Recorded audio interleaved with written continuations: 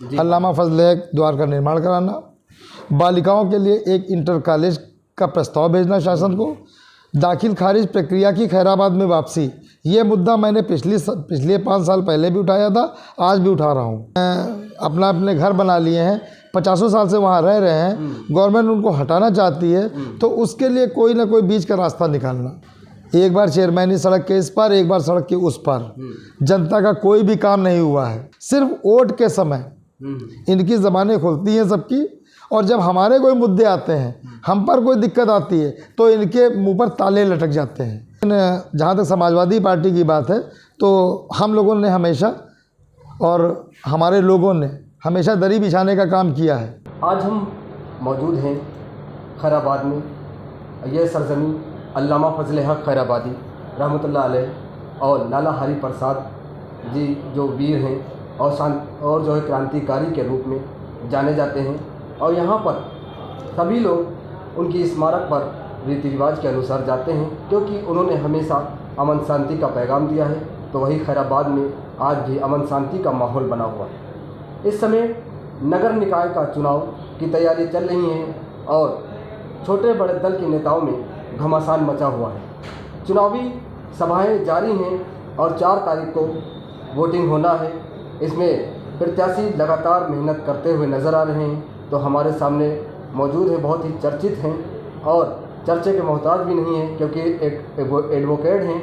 AIMIM के प्रत्याशी के रूप में श्रीमती वर्षा बानो के पति, जो हम इनसे जानेंगे चुनावी माहौल में कि क्या रीज़न है चुनाव में आने का। जी अस्सलाम वालेकुम। वालेकुम अस्सलाम। जी, जो चुनाव नगर निकाय के हो रहे हैं, तो इसमें क्या रीज़न है चुनाव में आप जो आए? दानिश भाई, यहाँ पर जो चुनाव हो रहे हैं, मैंने पिछला चुनाव भी लड़ा था अध्यक्ष पद का। यहाँ पर खैराबाद में जो हमें मिलना चाहिए था, जो जनता को मिलना चाहिए था, वो यहाँ के चेयरमैनों ने नहीं दिया है।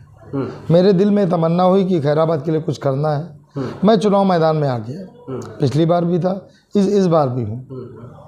आप बसपा से भी रहे हैं? जी, बसपा से भी चुनाव। फिर भी जनता का समर्थन आपको नहीं मिला है? बसपा से समर्थन इसलिए नहीं मिला था, उस वक्त बसपा का जो जनाधार था वो कम होता चला जा रहा था, इसलिए समर्थन नहीं मिल पाया था। अच्छा, आप जिस पार्टी से आए हैं, जी, इत्तेहादुल मुस्लिमीन बैरिस्टर असदुद्दीन की पार्टी से आप आए हैं, और आप भी एक एडवोकेट हैं, तो समाज के लिए ऐसा क्या करना चाहते हैं? जी, क्या आपके मुद्दे हैं जी, जो आवाम को आप बताना चाहते हैं? सबसे पहले तो मैं आपको बता दूं, मैं प्रत्याशी नहीं हूं, मैं पहले प्रत्याशी था। जी। उसके बाद जब ये सीट महिला हो गई, तो ये श्रीमती वर्षा बानो हमारी पत्नी हैं, ये मजलिस की प्रत्याशी हैं और माशाल्लाह काफ़ी पढ़ी लिखी भी हैं, शिक्षित महिला हैं। खैराबाद के लिए हमने अपना मैनिफेस्टो जारी कर रखा है, उसमें लगभग 9 पॉइंट हैं। अल्लामा फजल हक द्वार का निर्माण कराना, बालिकाओं के लिए एक इंटर कॉलेज का प्रस्ताव भेजना शासन को, दाखिल खारिज प्रक्रिया की खैराबाद में वापसी। ये मुद्दा मैंने पिछले 5 साल पहले भी उठाया था, आज भी उठा रहा हूँ। स्टेडियम का निर्माण कराना, पानी की टंकी का निर्माण करना, और यहाँ पर जो नजूल भूमियाँ बहुत सी पड़ी हुई हैं, जिसमें लोगों ने अपने घर बना लिए हैं, 50 साल से वहाँ रह रहे हैं, गवर्नमेंट उनको हटाना चाहती है, तो उसके लिए कोई ना कोई बीच का रास्ता निकालना। हमको जैसे शासन और नगर पालिका, जो प्रशासन हमारा है और नगर पालिका, ये दोनों बैठे देखें भाई कब्जा कितने सालों का है। अगर कुछ उनका हक बन रहा है तो उस पर उनसे कुछ पैसा 1/3 1/4 जमा करा के उनके नाम आवंटन कर दिया जाए, या उनके नाम पट्टा कर दिया जाए। गरीबों को उजाड़ना नहीं चाहिए। पट्टा तो सरकार ने निरस्त कर दिया। पट्टा निरस्त कर दिया, क्या दोबारा नहीं हो सकते? दोबारा भी तो हो सकते। पट्टे वो निरस्त हुए हैं जो पहले हुए थे, वो ज़मीनें सारी सरकार में निहित हो गई हैं। अब नए पट्टे जहाँ पर मकान बने हुए हैं, उनके पास दूसरा कोई आशियाना नहीं है, अब वो उसी मकान में रहते हैं, रोज़ कमाने खाने वाले लोग हैं, तो उनके नाम पट्टा किया जा सकता है। जब कॉलोनी मिल रही है, वहाँ पर उनको मकान आवास दिया जा रहा है सरकार की तरफ से, तो आवंटन भी हो सकता है, क्यों नहीं हो सकता? और क्या जिस तरह देखा जाए कि यहाँ पे नगर निकाय चुनाव में जी कई एक प्रत्याशी हैं चुनावी मैदान में, और सभी दावेदारी करते हुए नजर आ रहे हैं कि हमारी जीत है, हमारी जीत है। आप अपना चुनाव कहाँ देखते हैं, क्योंकि आप भी जनता के बीच में रह रहे हैं? मैं जनता के बीच में रहता हूँ। जनता के बीच में बहुत ज़बरदस्त उफान है इस वक्त। अच्छा उन्होंने 10 साल एक को देखा है, 10 साल दूसरे को देखा है। जी। एक बार चेयरमैनी सड़क के इस पार, एक बार सड़क के उस पार। जनता का कोई भी काम नहीं हुआ है। आज भी सफाई व्यवस्था ठीक नहीं है, सड़कों के हाल ठीक नहीं है। आप कहीं से जाइए, अगर आप कुछ लेकर जा रहे हैं तो शायद 10 बार आपको साइकिल से उतरना पड़ेगा। अगर कोई ऐसी चीज़ रखी है जो गिरने वाली है तो आपको पैदल लेकर जाना पड़ेगा। सिर्फ वोट के समय इनकी ज़बानें खुलती हैं सबकी, और जब हमारे कोई मुद्दे आते हैं, हम पर कोई दिक्कत आती है, तो इनके मुंह पर ताले लटक जाते हैं। यहाँ तक कि जो चेयरमैन पद के प्रत्याशी हैं उनको थाने जाने से डर लगता है। अगर कोई मजलूम बेकसूर बंद है तो उसकी पैरवी में तो चले जाओ।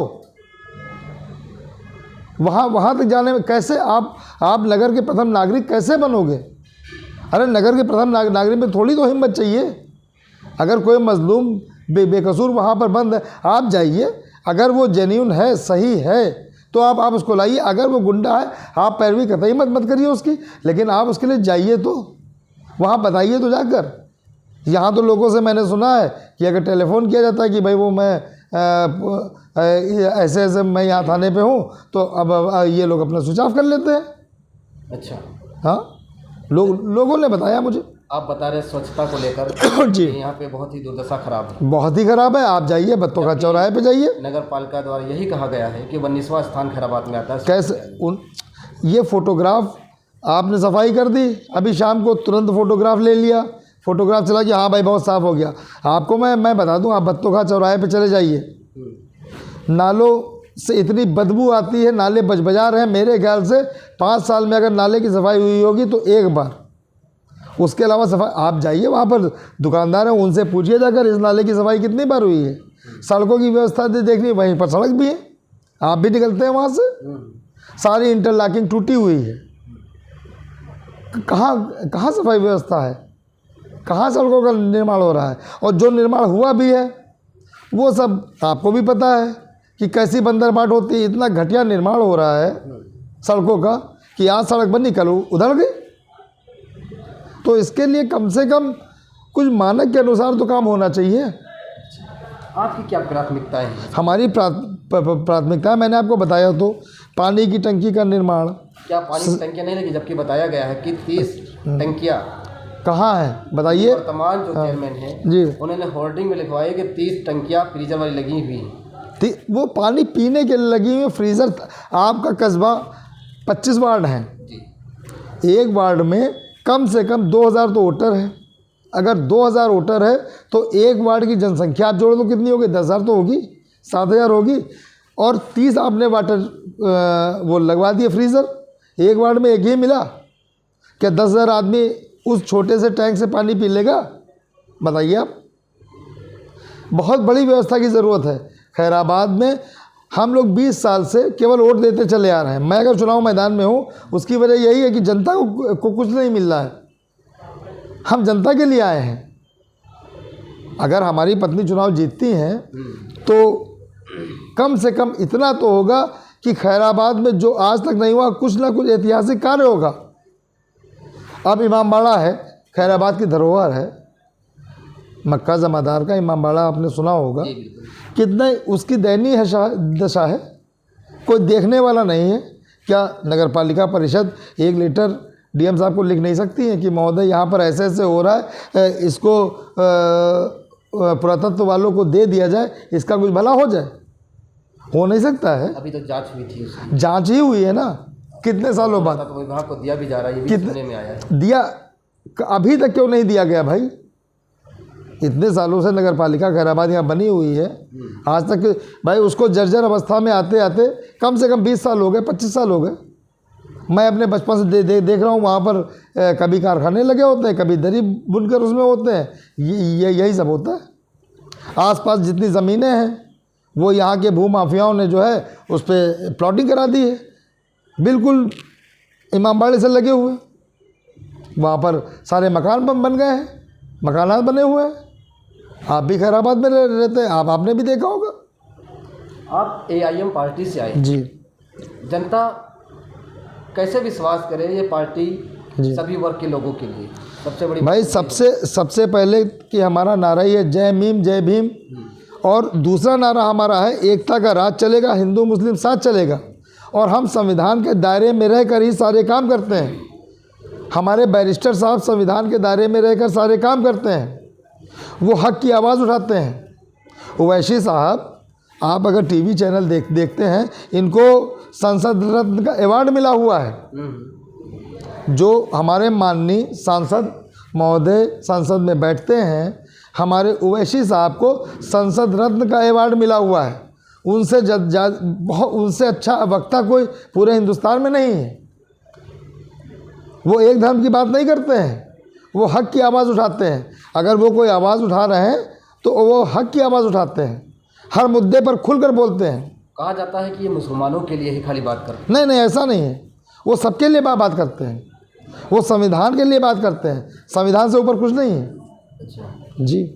आपने खैराबाद में जी लोगों के लिए अभी तक क्या कार्य किए हैं? भाई हमारे चुनाव आया है, जी। चुनाव में तो आप प्रचार प्रसार आपका चल रहा है, जी। उससे पहले क्या कार्य किए हैं जो जनता आपको वोट भाई करेगी? मैं पेशे से तो वकील हूँ, जी। ठीक है। मेरे पास जो आदमी आता है सलाह मशवरा के लिए, मैं फ्री ऑफ कॉस्ट उसका काम करता हूँ खैराबाद के लोगों के लिए, ठीक। उसके अलावा किसी का कोई काम कैसे फंसा होता, अगर मेरी ज़रूरत होती है, मेरा जहाँ तक पहुँच होती है, जाने वाले मैं जहाँ तक होता हूँ, मैं जाकर उसका काम कराता हूँ। अब अगर जनता हमें ताकत देगी, हमें इस कुर्सी पर बिठाएगी, तो जनता का काम बहुत ही ज़्यादा होगा। चूँकि हमारी पत्नी चुनाव लड़ रही हैं, अगर जनता उन्हें बिठाएगी, शायद बाहर के काम हमें ही करने पड़े। लोग मिलेंगे आके, तो जो काम उनके ज़िम्मे होंगे नगर पालिका के वो करेंगी, जो मेरे लायक होगा मैं करता रहूँगा। समाज सेवा हमको करनी है। समाजवादी पार्टी भी जी। चुनावी मैदान में कैंडिडेट उनका भी है, जी। और वो भी जीत की बिगुल बजा चुके हैं कि हमारी जीत होगी। जी। अब ये तो आने वाला वक्त बताएगा। 13 मई में रिजल्ट घोषित होगा, उस समय ये पता लगेगा कि हम कहाँ हैं और दूसरे प्रत्याशी कहाँ हैं। मैं किसी प्रत्याशी की आलोचना नहीं कर रहा हूँ, लेकिन जहाँ तक समाजवादी पार्टी की बात है, तो हम लोगों ने हमेशा और हमारे लोगों ने हमेशा दरी बिछाने का काम किया है। मिला कुछ भी नहीं है वहाँ से। जो अक्सरियत हमारी है, जितने परसेंटेज में हम यूपी में हैं, हमें क्या मिला है बताइए। हम लोग तो हमेशा दरे भी बिछाते रहे, जिंदाबाद जिंदाबाद के नारे लगाते रहे, आखिर में नौकरी जो मिलनी होती है वो कहीं और चली जाती है, हमारे बच्चे ऐसे ही रह जाते हैं। फिर भी बताया जाता है कि जो ये बीजेपी की बी टीम है, कौन सी? AIM पार्टी, हमेशा हमने विरोध किया है। संसद में सबसे ज़्यादा विरोध तो वैसे साहब ही करते हैं। भाई जो लोग संसद का लाइव चैनल या डिबेट उनकी देखते हैं, सबसे ज़्यादा विरोध तो वैसे साहब ही करते हैं। कैसे कह रहे हैं? ये केवल अफवाह है, भ्रामक बातें हैं, केवल र्यूमर है और कुछ भी नहीं है। यहाँ खैराबाद में जी। एक मुस्लिम बहुल क्षेत्र है, और यहाँ पे चेयरमैनी लगातार एक ही परिवार के 2 लोगों को मिलते रहे। जी। तो क्या आप चाहते हैं, क्या उम्मीद लगाते हैं कि जिस तरह से कस्बा डेवलप बता रहे होना चाहिए उस तरह नहीं है? बहुत से ऐसे लोग हैं, पब्लिक है जो कहती है कि लहरपुर में विकास दिख रहा है, खैराबाद में क्यों नहीं दिख रहा? ऐसा क्या रीज़न है इसका? अब ये जो चेयरमैन रहे हैं, ये जनता को उनसे पूछना चाहिए कि भाई आप लोग चेयरमैन रहे हो, खैराबाद का विकास क्यों नहीं हुआ? जनता मुझे चुने, उसके 2 साल के अंदर या 1 साल के अंदर अगर हम नहीं कुछ कर पाते, एक प्रेस कॉन्फ्रेंस करें, मुझसे पूछे सवाल कि आपको 1 साल हो गया है, क्या क्या विकास हुआ है? ये जनता को जाकर वहाँ पर पूछना चाहिए। और जब मीटिंग लगे तो जनता को सवाल करना चाहिए कि 20 सालों में या आपके कार्यकाल में क्या क्या विकास हुए हैं। ये जनता उनसे पूछे। भाई लहरपुर में बहुत विकास हुआ है और 5-10 सालों में हुआ है, वही विकास यहाँ भी होना चाहिए। आज खैराबाद की कंडीशन बहुत ही बदहाल दिखाई दे रही है। ये तो पता है आपको भी। जिस तरह से देखा जाए, जैसे आपने बताया कि रोडें जी डैमेज हैं, तो आपके पास कैमरा है, माइक है, जाइए आप पूरा खैराबाद टहल लीजिए, स्टेशन रोड चले जाइए, मियाँ सराय चले जाइए, शेख सराय चले जाइए, आप रिक्शे पे बैठ कर जाइए, इंशाल्लाह 3 बार गिरते हुए तब पहुँचेंगे स्टेशन। क्यों नहीं विकास हो रहा खैराबाद? अब ये विकास, ये हम मुझसे आप पूछ रहे हैं, मैं तो प्रत्याशी हूँ भाई। अभी मैं जब सीट पर आऊँगा उसके बाद आप पूछिए कि आपको मैंने बिठाया है, ये विकास क्यों नहीं हुआ है। अगर मैं विकास ना करा पाऊँ तो मेरी पत्नी जो है उनको गद्दी से उतार दीजिएगा। अगर वो चेयरमैनी जीत जावे, विकास ना करा पावे, तो अगली बार वोट मत करिएगा भाई। ये जज्बे हैं हमारे, इन जज्बातों को लेकर हम चुनाव मैदान में हैं। हम चाहते हैं कि कुछ ऐसा कर जाए, कुछ ऐसा कर जाए जो खैराबाद के लिए ऐतिहासिक हो जाए। तो उसमें स्टेडियम भी है, बालिकाओं का विद्यालय भी है। मैं नगर पालिका द्वारा संचालित विद्यालय आपने देखे हैं, चलते हैं। सीतापुर में ही म्यूनिसिपल इंटर कॉलेज है, वो नगर पालिका द्वारा संचालित है। आपको भूमि उपलब्ध करा कर दे देनी है। स्टेडियम तो शासन को लिखना है, कोशिश करनी है, पैरवी करनी है। भाई गवर्नमेंट कुछ ना कुछ कहीं बनाती है, किसी स्थान पे बनाएगी, खैराबाद बना ले भाई। सही है। भाई चुनाव से पहले जी बहुत लोग दावेदारी करते हैं, जी अब ये कर देंगे, वो तरह तरह के अपने अपीलें छपवाते हैं जी और उसके तहत जी जनता को लुभाने की कोशिश करते जी हैं। ये ये क्या लुभावनी बातें रह जाएंगी? नहीं, मैंने ये मैनिफेस्टो पिछले 5 साल में जारी किया था जी। और सारे पॉइंट वही हैं। मैं इन्हीं मुद्दों को लेकर चल रहा हूँ। अगर मैं इन मुद्दों को पूरा ना कर पाया तो अगली बार मैं चुनाव मैदान में नहीं आऊँगा। अगर मेरी पत्नी चुनाव जीतती हैं और ये सारे मुद्दे जो मेरी प्राथमिकताएं हैं ये पूरे नहीं हो पाएंगे, एक भी इसमें से रह जाएं, तो मैं अगला चुनाव नहीं लड़ूंगा। हमारे दर्शक जो आपको देख रहे हैं जी, इनसे क्या बताना चाहेंगे? इनसे मैं अपील करना चाहूँगा कि आप मजलिस पार्टी को सपोर्ट करें, पतंग को वोट दें, ओवैसी साहब के हाथों को मजबूत करें और श्रीमती वरीशा बानो को भारी बहुमत से विजयी बनावें।